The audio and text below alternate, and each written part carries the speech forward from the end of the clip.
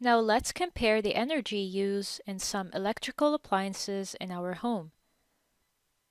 First, we have the light bulb. What is its useful energy?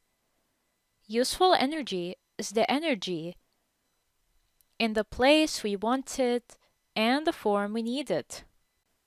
We use this energy to do a required purpose.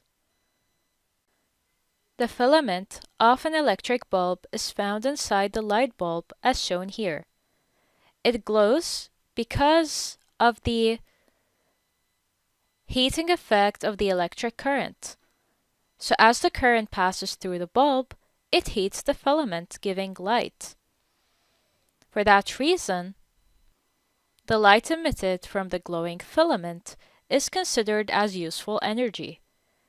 We benefit from this energy by lighting our houses, for example. What is its wasted energy?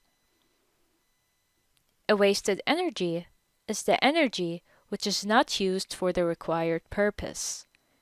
In this case, the energy heating the surroundings is considered a wasted energy. For the electric heater, the required purpose is heating, so the energy heating the surroundings is now considered a useful energy. However, the wasted energy is the light emitted from the glowing element found inside it. Usually, we use the electric toaster to toast the bread. The energy heating the bread is considered a useful energy, and the energy heating the toaster case is considered as wasted energy. Now, if you want to make a cup of coffee, you might use an electric kettle.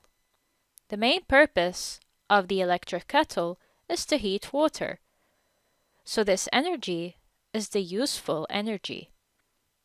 And any other form of energy is a wasted energy. For example, the energy heating the kettle itself. So as we have seen from these examples, each electrical appliance is designed for a particular purpose.